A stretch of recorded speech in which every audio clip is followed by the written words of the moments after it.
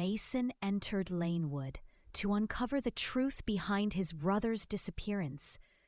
But what he found was a place twisted by memory, haunted by glass-eyed figures, and ruled by something that watches through mirrors. The Forgotten Block is a chilling horror tale that traps you in a looping nightmare, where the streets remember and the knocking never stops. If you love spine-chilling horror stories, make sure to like, comment, and subscribe for more terrifying tales. The road ended in rusted chains and bent metal. A barricade of once bright warning signs, now dulled with age, grime, and the slow creep of moss, stood like a broken jaw at the mouth of what used to be Lanewood District. Mason Reed stepped closer, his breath misting faintly in the dusk. He had seen photos online, mostly grainy, posted by urban explorers too nervous to get near. The stories always ended the same. We got weird vibes and left. Not a single video showed anyone past the barricades. But Mason was different. He wasn't chasing thrills, not entirely. His older brother, Caleb, had come here 2 years ago, camera in hand, voice full of adrenaline. Caleb had never come back. The only thing the police found was his van, parked 3 streets away with the keys still in the ignition and the passenger door ajar. Mason stared past the metal barrier. The road behind it was cracked like parched skin. Streetlights leaned like drunkards, their glass mouths shattered. Beyond them, shadows, not darkness, but movement just out of rhythm with the breeze. He climbed over. The air changed the moment his feet touched the pavement. It was thicker, somehow wrong, as if filled with the exhale of something sleeping below. A faint clicking echoed from deeper in the street, like nails tapping on tile. He paused. It stopped. The first few houses were sagging corpses of suburbia, windows clouded by grime, doors hanging off hinges, children's toys fossilized in backyards of tall grass and thorn. But the silence was what strangled the place. No wind, no insects, just the soft, constant hum. Like breath through old vents. Mason raised his camera, more for comfort than content. The screen flickered, then again. A moment of static pulsed across it, as if it had blinked. He looked up. Everything looked the same. As he passed the first intersection, a whisper trailed behind him. Soft, faint. Mason. He spun. Nothing. Only the barricade in the distance and the path he had walked. He breathed in sharply and swallowed the metallic taste rising in his mouth. "I'm not hearing things," he muttered. Another house to his left had a door slightly open. Inside, blackness deeper than the street. He aimed his flashlight in. The beam quivered. Not flickering, quivering. The shadows inside seemed to pulse, slow and measured like a heartbeat. He didn't go in. Instead, he kept moving deeper into Lanewood. Each house seemed more distorted than the last. Walls bent inward, roofs dipped low, and the whispering, it grew louder. Still soft, but now layered. Not one voice, dozens, all speaking in rhythms too strange to be language, too human to be wind. Mason began recording audio. He needed proof, needed something to hold on to. At the 5th Street, He noticed the barricades again. They were in front of him. Same rust, same signs. He turned. Behind him, another barricade, the same. He was enclosed. "This can't be right," he said, more to the night than himself. The GPS on his phone blinked red. No signal, no location. He opened his camera. Black screen, and then a creak. From the house to his right, a two-story with shattered bay windows. The door slowly opened wider, revealing nothing. Just a black hallway and the sound, scrape, scrape, scrape, like something dragging across tile. He backed away, breath catching. Then the hallway lights flickered on, one by one, all the way down. Something was inviting him in. "No," he whispered, stepping back. Then his camera came to life. The screen lit up on its own. And the display showed footage he hadn't recorded. A man walking into that very house. Same hallway, same scrape. It was Caleb. Mason's legs trembled. His brother looked scared in the video. His flashlight flickered wildly as he walked deeper in. And then, static, but not before Mason saw Caleb turn, wide-eyed, and scream. The screen went black. "No, no, no!"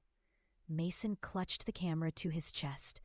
The whispers rose, urgent now, echoing from the windows, from the cracks in the sidewalk, from underneath the manholes. A low moan swept through the street, followed by a sharp knock. Knock, knock!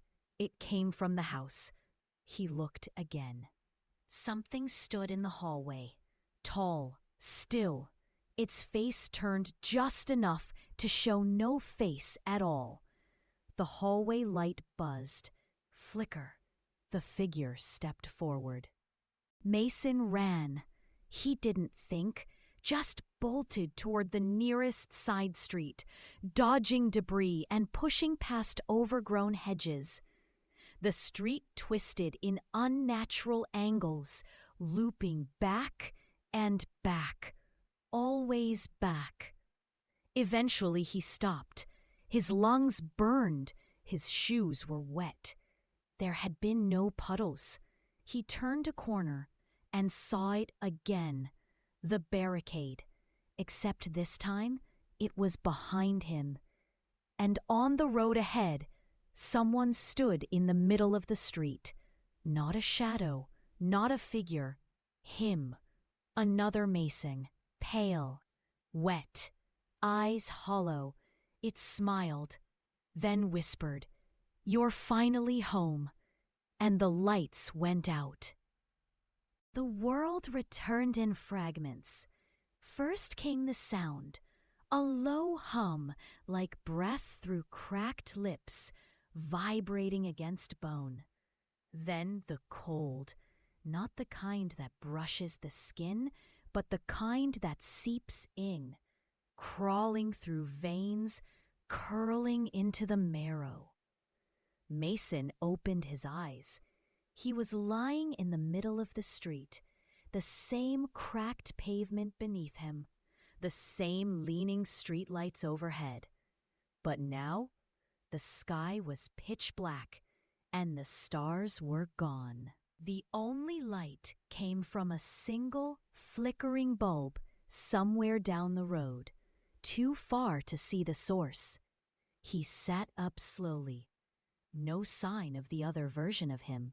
No footsteps. No drag marks. Nothing but a silence so heavy it pressed on his chest like weight. He should have felt relieved. But the absence of the figure only made it worse. Mason stood, brushing off dirt from his jacket, hands trembling.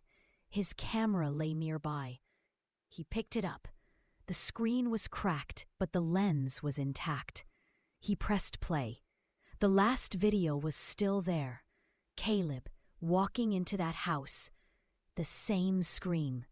The same cut to static. Mason paused it just before the scream. He couldn't bear to hear it again. He tried to check the time. His phone refused to turn on. No lights, no boot sound, just dead glass. The street in front of him split in 3 directions. Left led to an alley swallowed by darkness. Right curved toward houses so twisted and decayed they looked melted. Straight ahead, that flickering light. He chose forward. Every step echoed unnaturally, louder than it should have. The soles of his boots met pavement, but the sound that followed wasn't a footstep. It was softer, like something walking just behind him, barefoot. He didn't look back. The houses on either side grew stranger. Some appeared to lean inward, as if whispering to each other about him. Curtains twitched, though the windows were broken. Shadows moved even when he didn't. Then came the whisper again. "Mason!" This time closer. He stopped. The wind had returned, but only to carry voices. Whispers crawled through the air like spiders, clinging to his ears, whispering secrets in tongues he almost understood. He turned toward one of the houses. A mailbox hung crookedly near the fence, half buried in ivy. The name scratched into the rusted metal read, C. Reed. His heart lurched. He rushed toward it, climbed the porch. The wood moaned beneath his weight. The door was slightly open. Unlike the other houses, this one didn't feel dead. It pulsed. He pushed the door wider and stepped inside. A hallway stretched ahead, lined with peeling wallpaper, and photos hung askew. Dust floated in the flashlight's beam like ash. He walked slowly, scanning the walls. Then he saw it. A photo, cracked glass, a family of 4. Father, mother, 2 sons. Mason's breath caught in his throat. The younger version of himself stared back at him from the frame. Next to him, Caleb. But the parents were wrong. Their faces were blurred, smeared, like someone had tried to erase them with wet hands. Only the children were clear. He turned from the frame and noticed the sound again. Not whispers this time, breathing, wet, labored, close. From the end of the hallway, a door opened by itself. Hinges screeched. The sound didn't echo, it groaned. He stepped forward, then froze. Footprints, small, bare, and wet, leading from the open door toward him, but stopping just a few feet away. They ended mid-floor. No turning back, no continuation. As if something had been there and vanished. Or worse, as if something was still there, watching, invisible. Mason raised his camera, turned on the night mode. The screen bathed in green. Nothing. He swept it across the room. Then something flickered. A figure, hunched and twitching at the edge of the lens. No eyes, just a wide, torn mouth that opened slowly, impossibly wide, until the screen went black. He lowered the camera. The room was empty again, and cold. So cold. He ran, out the door, down the porch, back into the street. The flickering light ahead was closer now, hanging over a small shop with cracked signage that read, Thatcher's Pharmacy. He entered. The bell above the door let out a sharp chime that sounded more like a scream than a welcome. Inside, shelves were overturned. Medicine bottles scattered like teeth. A strong scent of antiseptic mixed with something rotting. Behind the counter, a door led into the back. He heard something inside, tapping, like fingernails on glass. He approached slowly, heart pounding. The door creaked as he opened it. A mirror filled the far wall, old, stained, but clear enough to reflect only him at first. Then, a second figure appeared in the reflection, standing behind him. He turned. No one. Back to the mirror. It was still there. A girl, wide-eyed, blood-stained dress, mouth stitched shut with black thread. She reached toward him in the reflection, fingers smeared red along the inside of the glass. Her eyes locked on his, and then she whispered without sound, lips stitched, voice inside his mind. "You shouldn't be here. He never left. He's still in the walls." The glass cracked. Mason stumbled back, knocking over shelves. The mirror didn't fall. It shattered from the inside. A low, wet, crawling sound filled the room. From the ceiling vents, from behind the walls, from the floorboards. Scrape, drag, scrape. He fled the shop, out into the night. No moon, no stars, just whispers in the wind, and that damn heavy silence that followed him wherever he turned. He ran past more houses, more signs of lives interrupted. Children's drawings faded on garage doors, a rusted swing moving on its own, a baby monitor crackling static on a porch. Then he saw it, a single streetlight flickering above a manhole. The cover was removed, and on the pavement beside it, a camera. Caleb's, covered in dried blood. He reached down, hand shaking. As he touched it, a sound came from below. Not a voice, not a whisper, a scream. Human, muffled, alive. "Mason, help." His blood froze. Caleb, still alive, still down there. The light above him buzzed louder, then died, and the street was swallowed in black. Mason crouched beside the open manhole, the edges slick with something too dark and too thick to be water. The scream still rang in his ears. Caleb's voice, distant and cracked with terror. The silence that followed felt like punishment for hearing it at all. He held Caleb's camera tight in one hand, his own slung across his back. Both were cold, damp, as if they had been pulled from water, or worse, pulled from something that had been waiting beneath the surface. He peered into the hole. Nothing but blackness and the faint smell of rot mixed with old rust. Far below, the scrape of metal against stone echoed upward, slow and irregular. Something was moving, but Mason couldn't tell if it was human or not. He wasn't sure he wanted to know. A faint wind stirred behind him. He turned sharply. Nothing but the street, empty houses, and the distant rhythmic creak of something swaying in the breeze. Maybe a sign, maybe a body. He didn't wait to confirm. The thought of climbing down the manhole twisted his stomach into knots.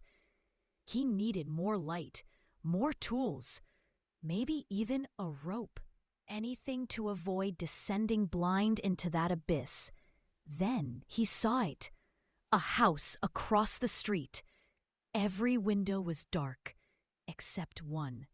A single flickering light in an upstairs room pulsed like a dying heartbeat. The rest of the house was still, its shadow looming across the cracked road like an open jaw. Something about it felt wrong, but it also felt intentional, like it had been waiting for him.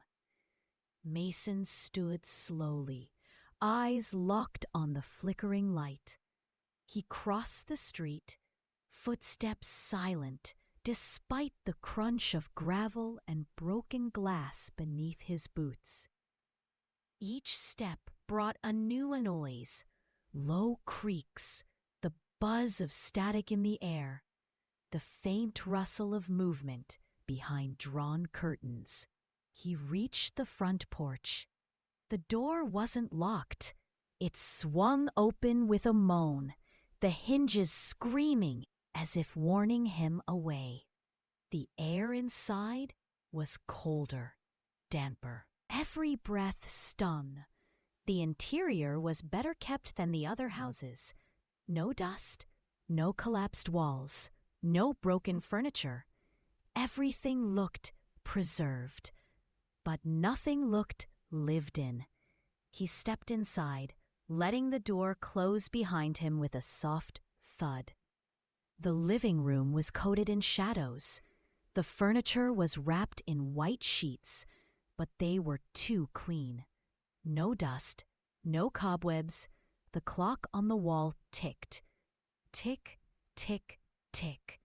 He hadn't heard a working clock since entering Lanewood. He stepped deeper in.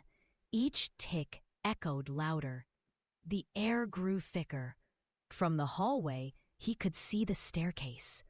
The flickering light came from the second floor. It flashed through the banister slats like a strobe, fast, then slow, then fast again. Mason reached for his flashlight. Dead. He pulled out the night mode lens on Caleb's camera. The green light flared to life, bathing the stairs in that eerie hue. He climbed slowly, one creaking step at a time.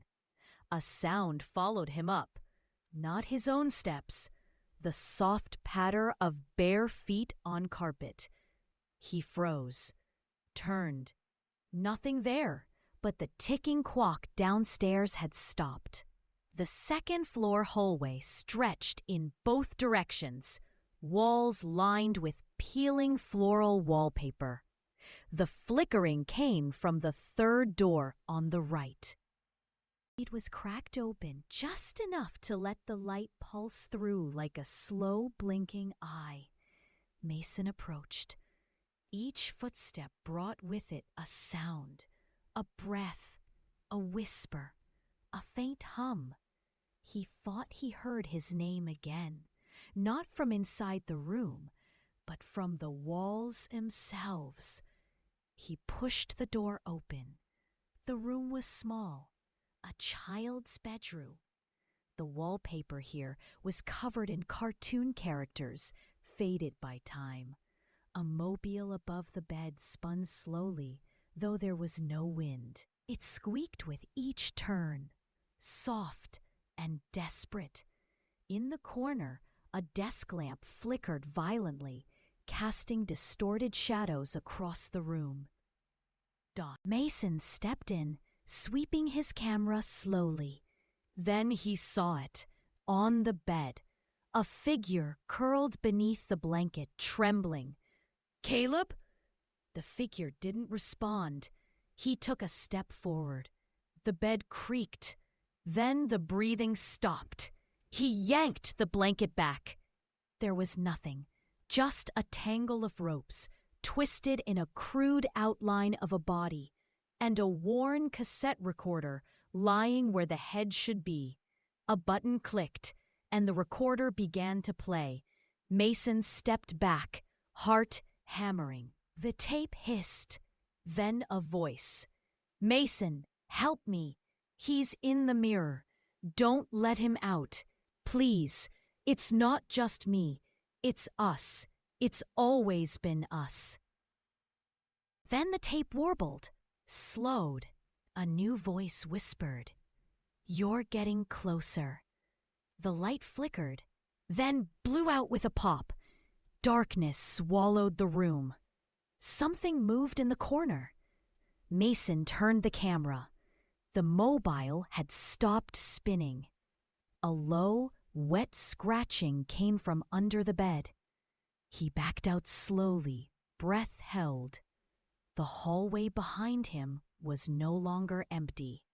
Figures stood in the dark, blurred shapes. Their outlines flickered with the static of old film, as if stitched together from broken memories. Their heads tilted in unison. Mason then slammed to a stop. A mirror hung by the entrance, and in the reflection, the house was burning. Flames licked up the walls. The ceiling cracked. But in reality, no heat, no smoke, just the image. Then, a figure appeared behind him in the mirror. Not the shadow people. This one wore his clothes, his face, his scars. But the eyes, pitch black. The reflection smiled, and then it began to laugh. The mirror cracked once, twice, then shattered inward. Mason fell back, landing hard on the floor. The front door swung open, and outside the street was gone. Only fog, endless fog. Thick and swirling, it licked at the threshold like a living thing. He turned to crawl backward and found himself in the hallway again, upstairs, back in the room with the mobile. "No," he gasped. "No, no, no!" The room was unchanged, except now the cassette recorder played again on its own. But the voice was different. "You can't leave until he lets you." The door behind him slammed shut, and the light began to flicker again. The flickering grew faster, erratic. It bathed the room in sharp bursts of light, throwing Mason's shadow across the walls in grotesque, twisting shapes. The sound of the bulb buzzed louder, an electrical shriek that pierced through his skull. Mason stumbled back from the door, his hands fumbling for the handle. It wouldn't turn. It wouldn't even rattle. The wood felt warm beneath his fingers, like it was breathing. From the corner of the room, the cassette recorder let out one final click. Then silence. Total. No light, no sound. The kind of silence that doesn't wait for permission. It just consumes. Then came the knock. Soft, deliberate. Knock, knock. It wasn't from the door. It came from the window. Mason turned slowly, throat tightening. The curtains moved just slightly, not enough to see through, but enough to know something was there, watching. Another knock, louder this time, urgent. He stepped toward the window, pulled the curtain back with one quick motion. Nothing. Just the fog outside, swirling like breath on glass. But in the mist, something shifted. Not one shape, many. Figures standing in the street. Shoulder to shoulder, perfectly still, dozens of them. Their bodies were faint, washed in white haze. But their heads, their faces, Mason leaned closer. They all had eyes made of glass, wide, round, lifeless, the kind of eyes you find on old dolls, where time has peeled back the humanity and left only the stare. But these weren't dolls. These were people, children, men, women, all sizes, all wrong. One figure raised its arm. The others followed in perfect, unnatural unison. And then they pointed at him. The light behind Mason flicked on again, blinding. He spun around. The room had changed. The bed was gone. The desk gone. The wallpaper stripped bare. The only thing left was a mirror propped against the far wall. But it wasn't his reflection inside it. It was Caleb, trapped behind the glass. He was mouthing something. No sound came out. Then something else appeared behind Caleb. Tall, slender, skin tight against bones. Its face was void, not blank, just wrong, as if it had never been meant to have a face. It reached toward Caleb. Mason screamed and threw the camera. The mirror didn't shatter. It absorbed the camera, swallowed it whole. Then the light went out again.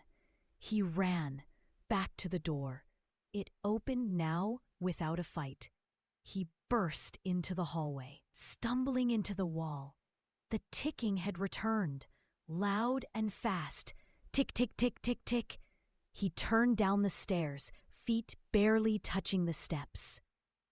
As he reached the living room, the front door blew open with a violent gust. The fog had retreated slightly, revealing the street once more. But the figures remained, now closer. Their hands were at their sides, still. Glass eyes locked on him. He darted out the door, back into the open. He didn't know where he was going, only that he had to get away from the house, away from those eyes. The figures didn't follow, but they didn't disappear. They simply watched. He turned down a side street and froze. More of them, pressed up against the windows of nearby houses. Some stood on porches. Some sat in rocking chairs that moved in slow creaks. All glass-eyed, all staring. The entire neighborhood was filled with them. He heard the click of a latch behind him, turned. A door opened slowly. No one stepped out, but he heard something inside, breathing, heavy, labored, wet. The kind of sound you hear from someone who shouldn't still be alive. Mason backed away, eyes darting from house to house. Every window was now alive with watchers. Some of them smiled, but not with joy, with recognition, like they knew him, like they'd seen him before. He broke into a sprint, boots slamming against the cracked pavement. Then a sound rose behind him. Not footsteps, not a voice, a chorus. Dozens of soft whispers, spoken at once, layered, overlapping. His name. Mason! Mason! Mason! He reached the end of the street and turned sharply into a narrow alley. The whispering stopped. Dead silence again. The alley was tight, lined with fences and rotting trash bins. At the far end, a wooden gate. He pushed it open. It led into a small backyard, overgrown grass, broken swing set, a single shed in the corner. The door to the shed stood slightly open. Inside, a light and music. A child's lullaby, playing slow, warped like an old record. He moved closer. Each step through the grass was muffled, like the earth was swallowing the sound of his presence. As he reached the shed, the music stopped. The door opened wider. Mason stepped in. Darkness. Then the light clicked on. The shed was empty, except for one object, a mirror, standing upright in the center. It was cracked, but inside, his reflection wasn't moving. It stared at him, unmoving, as Mason tilted his head. The reflection didn't follow. Then it smiled and began to knock. From inside the glass, knock, knock, knock. The cracks spidered wider. Then the whisper returned. From all sides, "You're almost ready. You're beginning to see. He remembers you. He never left." The mirror shattered. Mason screamed, and the world went dark again. Mason opened his eyes to a sky that wasn't a sky, just a dim, colorless canvas where clouds didn't move and the sun had long since abandoned its post. He was lying in a field behind the shed. The shattered mirror was gone. No glass, no frame, no proof it ever existed. His heart still thudded in his chest, uneven and sharp, like it wanted to escape. Every inch of him ached. His thoughts felt heavy, swollen with too many images that didn't belong to him. He sat up slowly. The grass beneath him was wet, but not with dew. A dark stain spread from where he had lain. It smelled faintly metallic. The same scent that had haunted every step he took in Lanewood. Blood, or something close to it. He rose to his feet and surveyed his surroundings. The yard was surrounded by a tall wooden fence. Every panel bore long scratch marks, as if something had tried to claw its way out or in. He looked toward the shed again. Its door was now shut. A soft sound reached his ears. Knocking. But it wasn't coming from the shed. It was coming from inside his head. A faint tap-tap, rhythmic, familiar. It echoed deep in his skull, as if someone were behind his eyes, rapping gently against the bone. He clutched his temples. "Stop," he whispered. The knocking paused, then resumed, louder. Tap, tap. He stumbled to the gate and pushed it open, staggering back into the alley. The whispering was gone, replaced now by the scraping shuffle of dragging feet. Distant, but present. A sound that didn't chase, but waited, followed. Lanewood was changing. The houses looked different now, no longer merely abandoned. They were hollow, open, windows gone, doors missing, as if the neighborhood had begun to shed its skin. Mason passed by one house with black handprints smeared across its siding. Another had a rocking chair that moved with a cadence that didn't match the wind.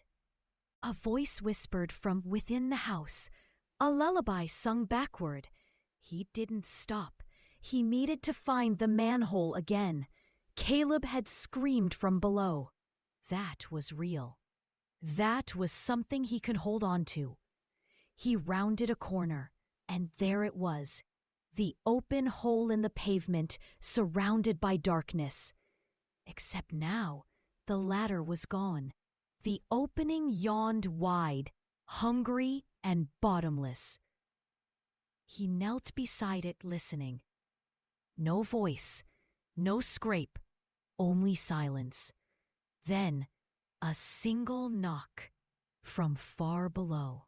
He leaned in, heart racing. "Caleb," he called. Nothing. Then the knock again and again. Steady, relentless, as if someone were tapping from beneath a coffin. Mason hesitated only a moment. Then he reached into his pack and pulled out the emergency rope he had packed before leaving. He tied one end to the cracked base of the nearest street lamp and tossed the rest into the manhole. The rope vanished into the dark without sound. He began to climb down. The rope trembled beneath his grip, not from his movement, from something else, as if the air itself was vibrating. The deeper he went, the colder it became.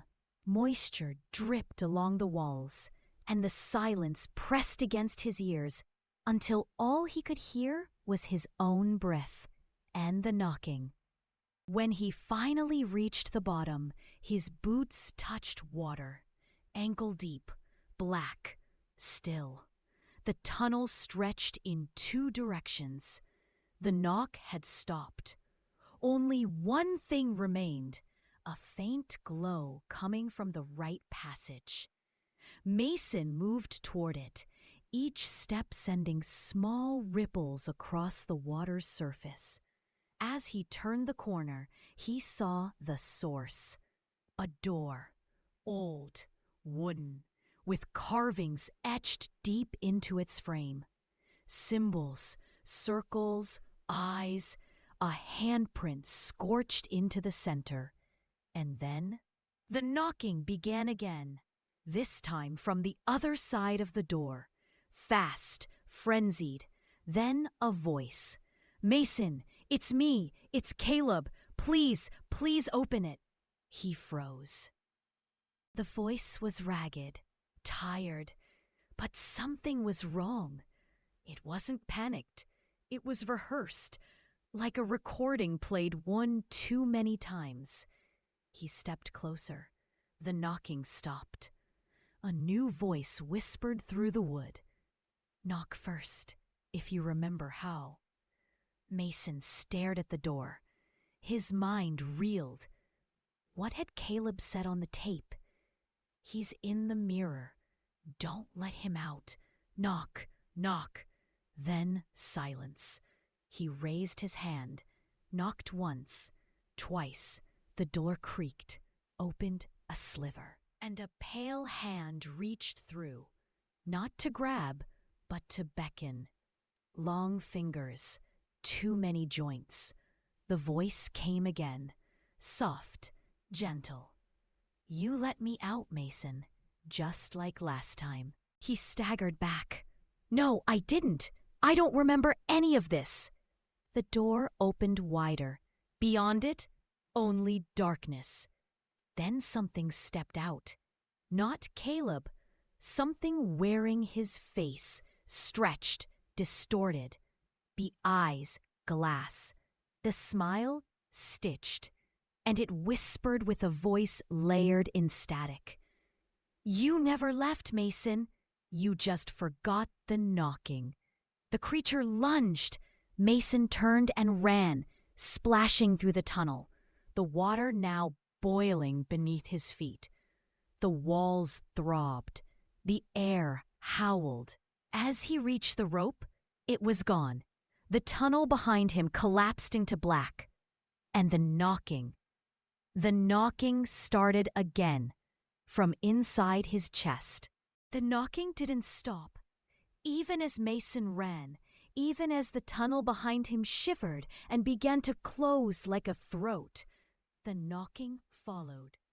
Not from the door anymore, from within him, deep, hollow, measured like a heartbeat, but louder. Wrong. He didn't know how far he'd gone. The tunnel twisted, then split, then twisted again. No signs, no markers.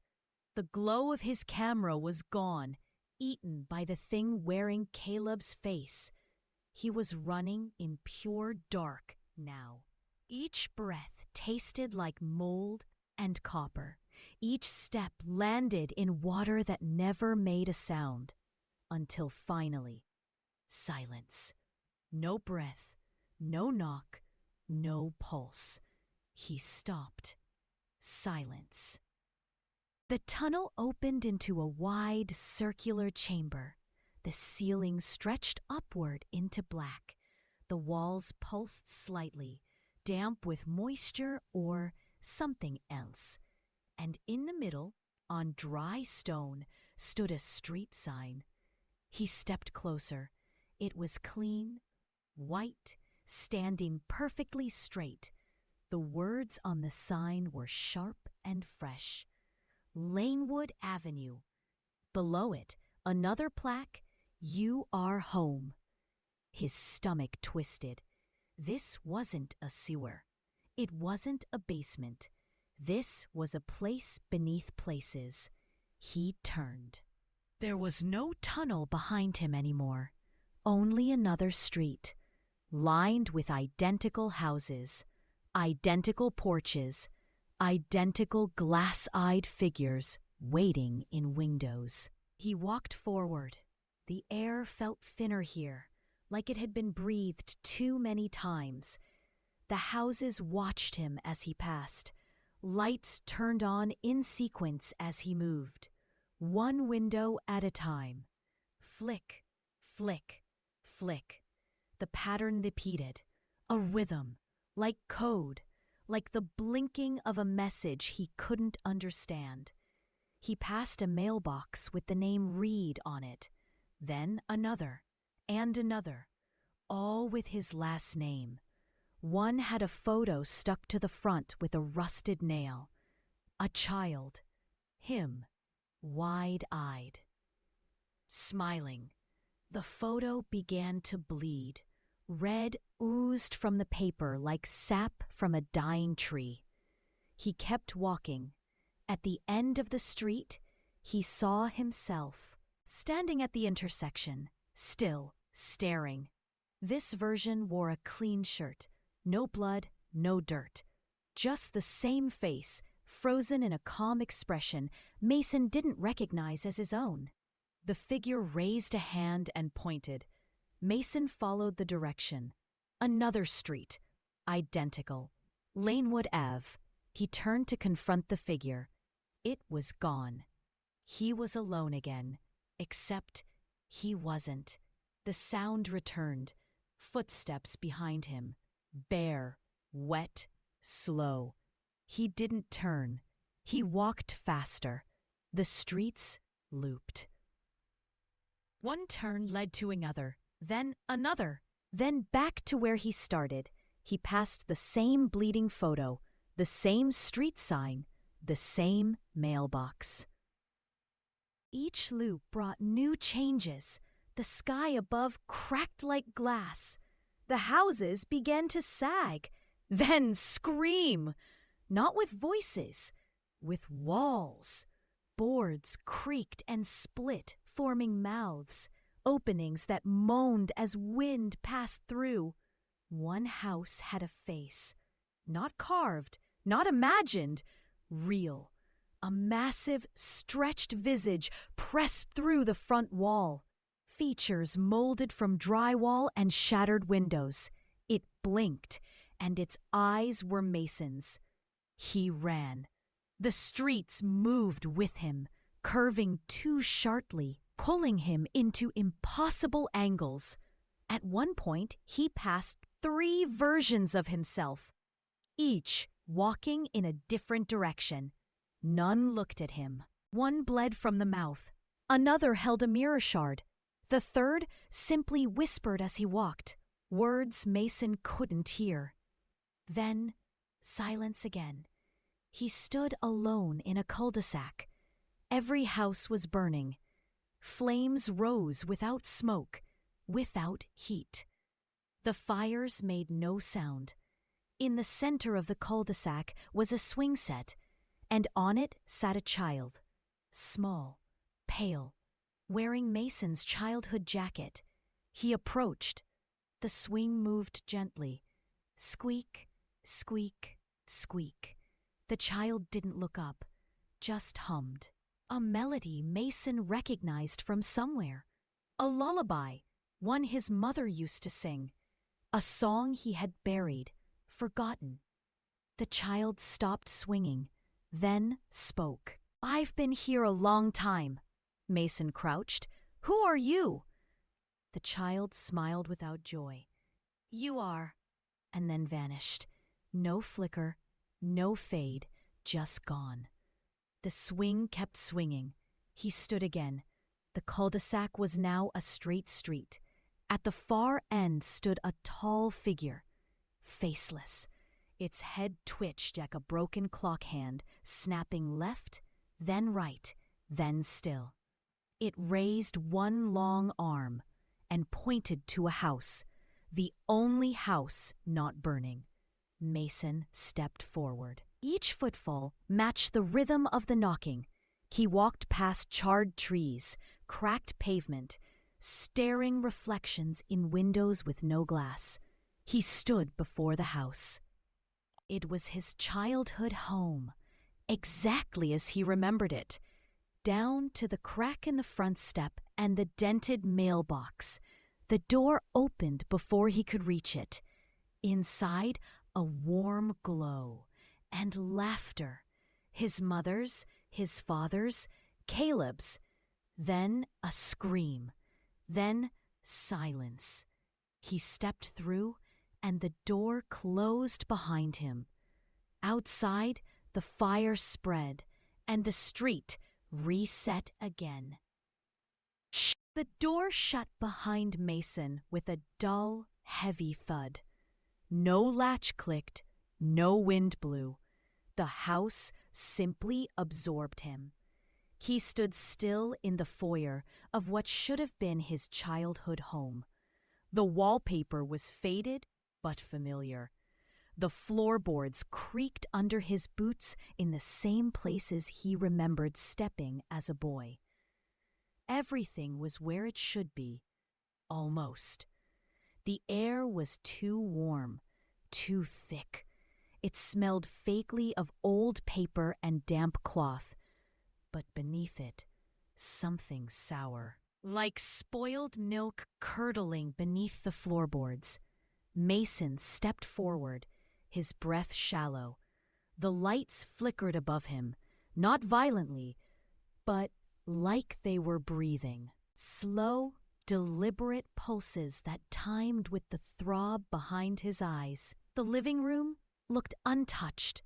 The worn couch, the chipped coffee table, the TV that hadn't worked since he was 13. All of it sat in perfect silence. He stepped through the room and paused at the hallway that led to the bedrooms. The shadows there were thicker. They didn't just obscure, they moved. And then the sound returned. A scream, but it didn't echo, it didn't fill the room. It came from beneath his feet, muffled, whooped, as if someone were trapped under the floor, yelling through cement and soil. The floor vibrated with it, a shuddering moan that rose from below and crawled up his spine. Mason dropped to one knee and placed his hand against the wooden floor. The boards were warm, not from heat, from breath. Then the voice, "Help me, please, it's cold down here." Caleb. He staggered back to his feet. He had to get down there. There had to be a way beneath the house. He turned and moved toward the kitchen. If the layout was the same, there would be a basement door in the pantry. As he passed the dining table, he stopped. There were plates already set. 4. His, Caleb's, mother's, father's. Each plate was cracked. Each glass filled with something dark, thick, pulsing slightly in the light. He didn't look closer. He reached the pantry and pulled the door open. The steps leading down were steep and narrow, swallowed by shadow halfway down. He clicked on the flashlight he had forgotten was still strapped to his belt. The beam flickered, then held. The basement smelled like wet stone and old decay. Each step groaned beneath his weight. At the bottom, the concrete floor was slick with moisture. The walls were bare, lined with rusted shelves and broken tools. But at the far end of the room, a hatch, iron, bolted, scratched. Dozens of scratch marks covered the surface. Hand-sized, human. Mason approached. The scream came again, clearer now. "Please, Mason, I'm still here. It's eating, please." The voice dissolved into weeping. He dropped to his knees and pulled at the hatch. Locked. A chain crossed it, looped through an iron ring, and padlocked tight. He reached for the bolt cutters he had seen on the floor. The moment his hand touched the metal, the basement light exploded above him with a sharp crack. And the room was cast into darkness again. His flashlight flickered. Then the sound started, scratching, not from the hatch, from the walls, soft at first. Then louder, higher. Something was waking up. The bolt cutters were heavy, coated in grime. He hoisted them, positioned them over the padlock, and pressed with all his weight. The metal shrieked, then snapped. The chain fell. The hatch creaked open slowly, releasing a thick gust of air that smelled like rotted earth and mold. Mason held his breath and peered inside. A narrow shaft descended straight down, carved in dirt, reinforced by beams, just wide enough for a body. Caleb's voice drifted up again, this time softer, broken. "They told me you'd come." Mason swallowed hard and climbed down. The tunnel was damp. The air buzzed with flies that weren't there. As he descended, he noticed the walls had been scratched smooth. Thousands of marks, some deep, some recent. Names carved again and again. His name over and over. Mason, Mason, Mason. He reached the bottom. The tunnel opened into a cavern. It was not natural. The walls were formed of faces. Not carved, pressed, imprinted. Hundreds of human faces stretched across the dirt. Eyes open, mouths twisted in silent screams. The floor was breathing. Slow, labored. A figure stood in the center. Small, thin, back turned. Its face wore Caleb's features, but melted. One eye too low, the mouth hanging open in a soft, continuous moan. Its arms were too long. Its fingers scraped the floor as it walked toward him. Behind it, another figure emerged. Then another. All familiar, all wrong. Some looked like Mason, some like Caleb, some he didn't recognize, but they knew him. "You left us here," one of them hissed. "You forgot," another whispered. The faces in the walls began to scream, muffled, as if underwater. The cavern shook. Mason backed away, searching for the tunnel. It was gone. Only walls, moving. The Caleb thing reached out and whispered in Mason's own voice, "You're part of the house now." The walls surged, and the floor opened beneath him. Mason awoke to silence.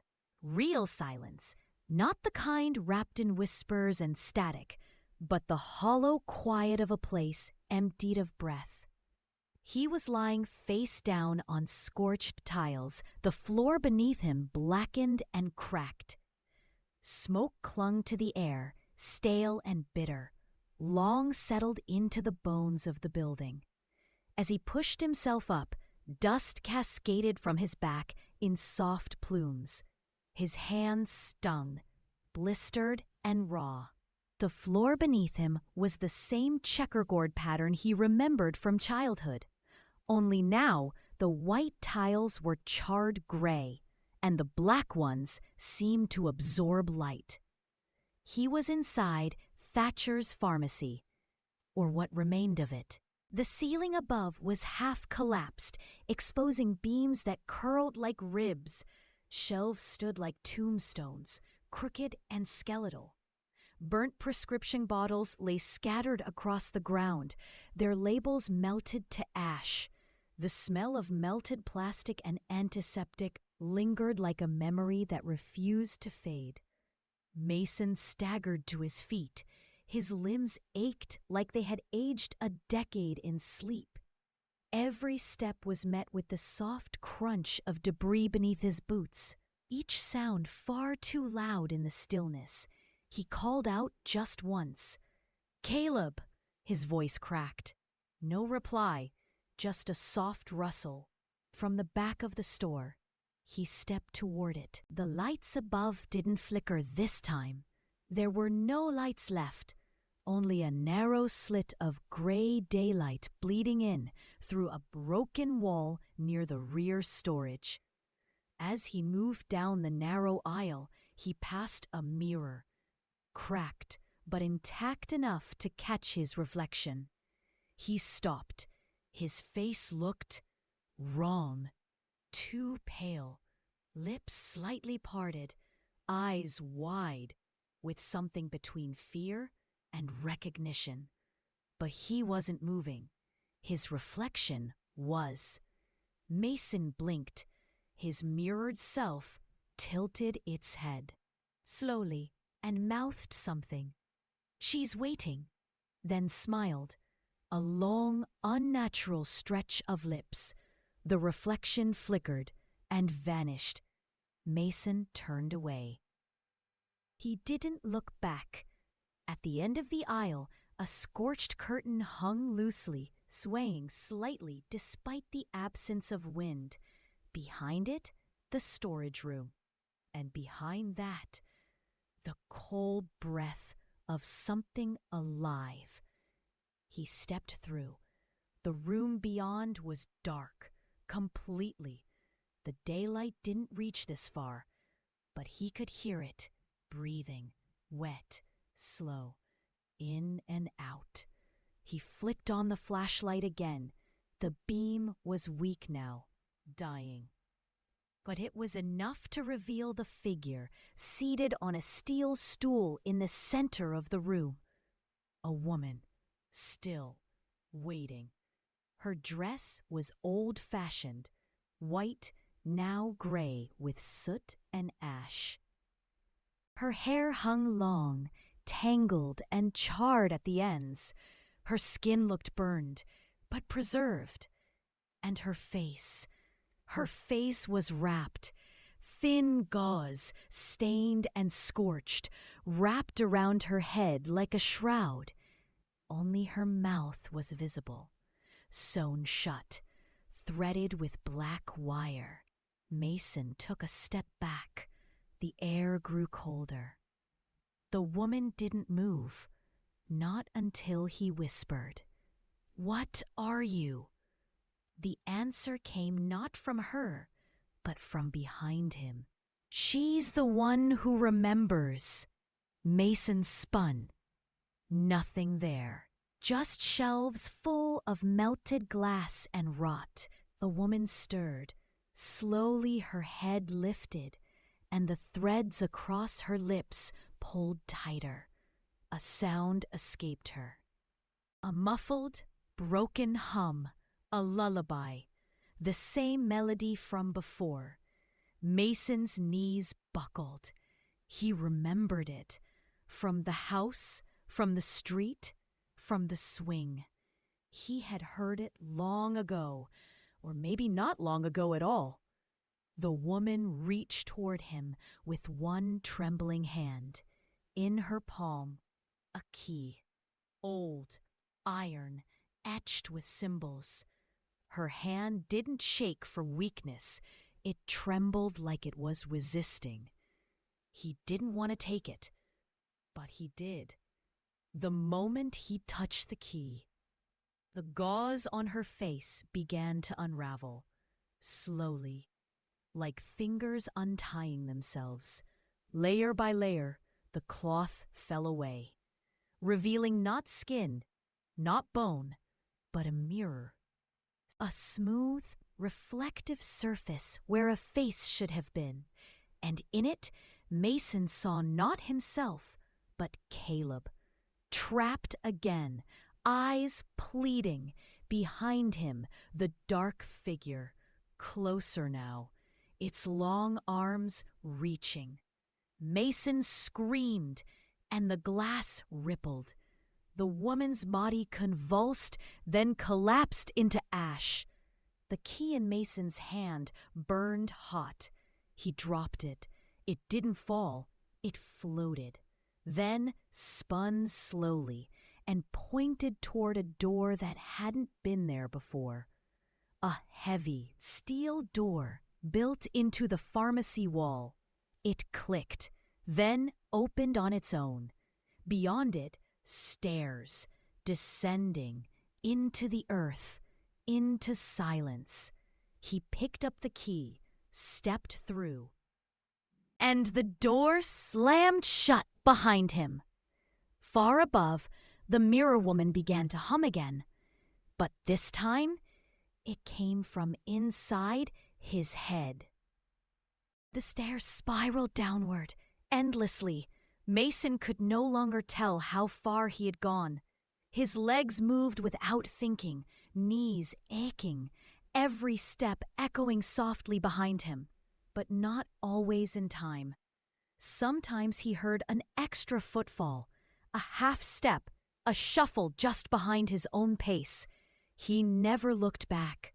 The air grew colder and heavier, not just with dampness, but with something that clung to his skin, like dust in a forgotten attic.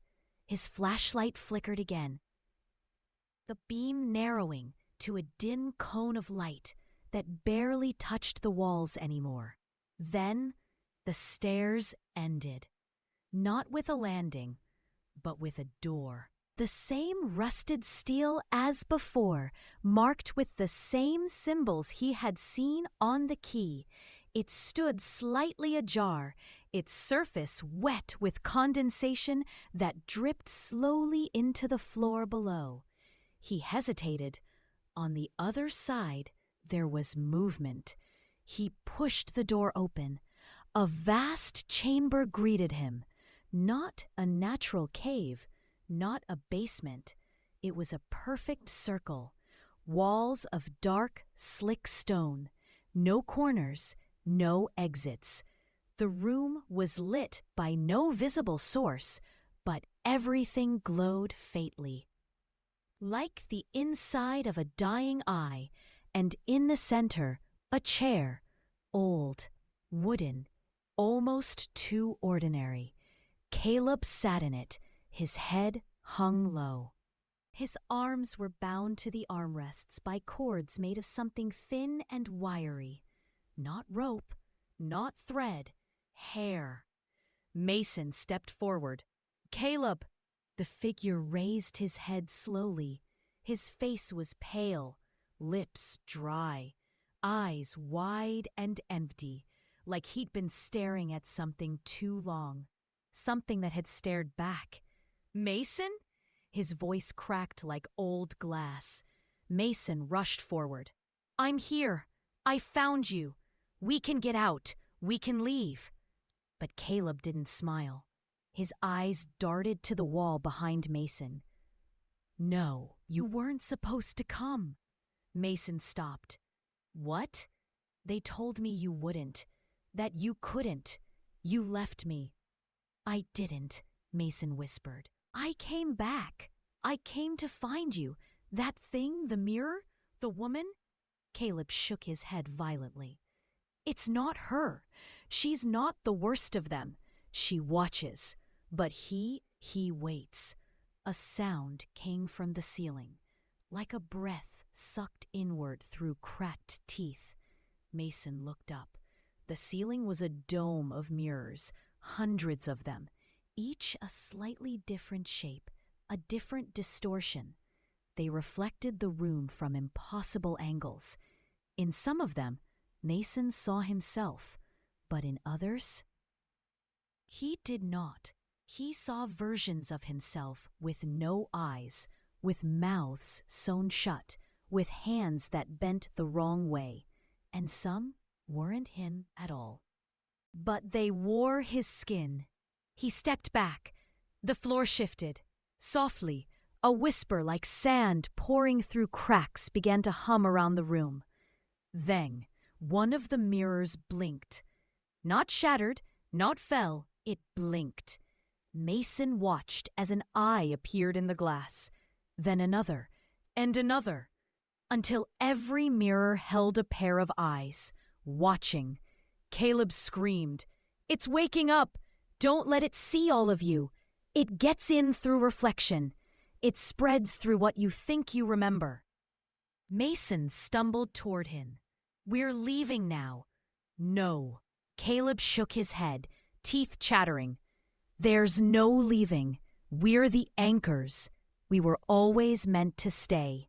Mason reached for the cords binding Caleb's wrists. The moment his fingers touched the strands, they hissed and curled away like snakes, slithering back into the chair. Caleb's body collapsed forward, unconscious. A voice rose from the mirrors. Not human, not singular. Thousands of voices, layered and laced with static. "You are the room now, and the room remembers." The chair snapped backward. Caleb vanished into the stone. Gone, like a blink. The floor beneath Mason cracked. He turned to run, but there were no walls anymore, only mirrors, and they all showed different versions of him, each one screaming, but not moving. He pressed his hand to the wall. It rippled. The glass was warm, then cold, then fingers reached through, grasping, pulling. Mason fell backward, and the world shattered. He landed on a cold floor, not stone, linoleum. He was back in the pharmacy, alone. But everything was wrong. The walls pulsed slightly. The shelves watched. Every label on every bottle read the same word: remember. He stood slowly. The mirror behind the counter had returned, but it didn't reflect the store. It reflected a hospital room, a bed, monitors, machines, and in the bed, him, unmoving, eyes closed, a ventilator breathing in his place. A woman stood beside the bed, holding his hand. His mother, older now, crying.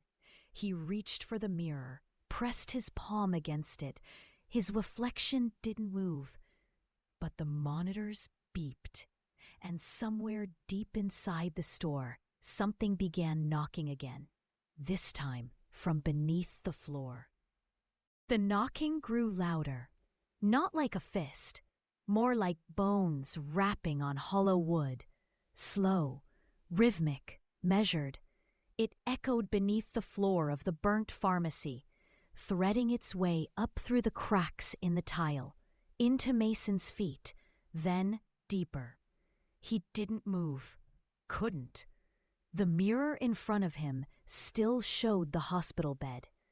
His body, pale and silent. His mother gripping his hand with a desperation he hadn't felt in years.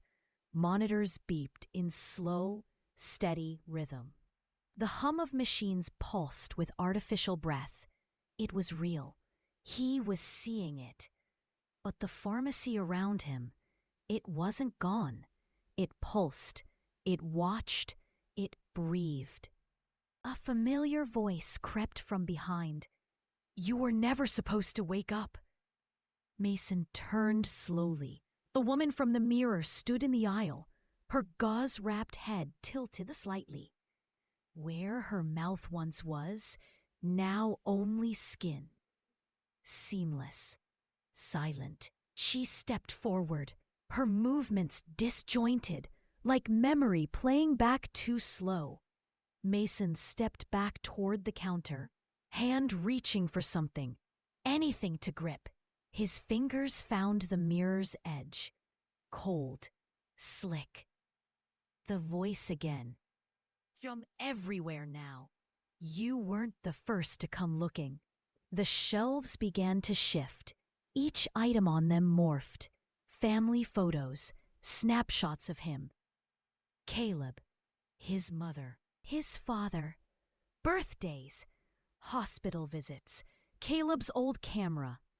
Every bottle, every box, every label showed fragments of a life now circling the drain. You all come for answers, the voice hissed.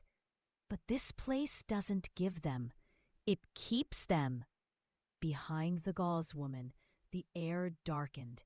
Something began to emerge from the back room. A figure, tall, thin, skin stretched tight like parchment over bone. No face, just a cavity where the head should be. Black tendrils extended from its shoulders, brushing the floor, twitching like they smelled him. It moved closer. The mirror flickered. Mason looked again. The hospital bed, empty. His body was gone. The machine still beeped, but slower now. Slower. Then the screen changed. The monitor flatlined. One long, droning tone. "No," Mason whispered. "No, no, no!" He banged it on the glass. The reflection didn't respond. The mirror began to crack. The faceless figure stepped fully into the pharmacy now. The tendrils reaching for the shelves, the floor, the ceiling. Wherever they touched, the world warped. Tiles bubbled, walls pulsed. The lights turned blood red. The gauze woman reached for Mason, her fingers thin and cold.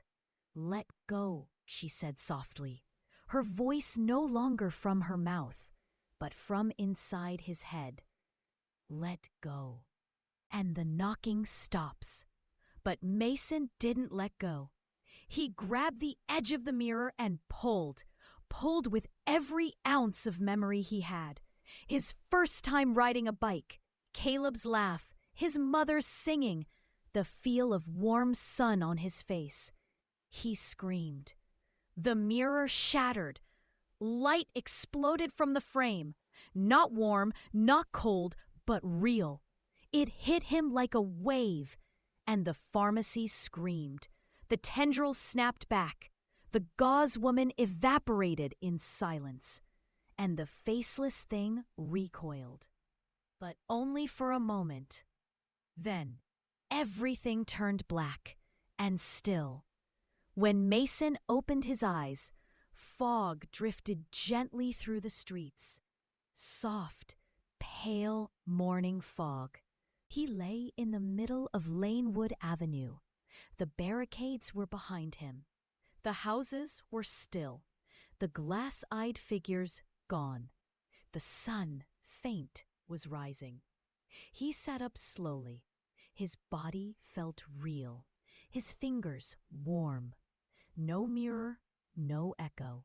Just silence. He stood, breath held, waiting for the sound.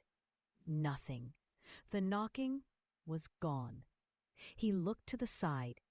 A shape lay in the grass near the curb. A body. He ran to it. Caleb, alive, eyes fluttering open. "Mason?" Caleb's voice was hoarse, weak. "You're here," Mason said, kneeling beside him. "I got you out." Caleb's eyes filled with tears. "You pulled me back." They held each other there for a moment, the morning fog curling around them, thin and silent. In the distance, sirens, real ones, faint, growing louder. Mason looked around one last time. Lanewood looked like any other forgotten street. No monsters, no flickering lights, no doors that led beneath reality. Just the remnants of fire and years of decay. But something still stirred in the fog. He felt it, watching, waiting, not angry, just patient. Somewhere beneath the pavement, faint. A sound began again, a single knock, then silence.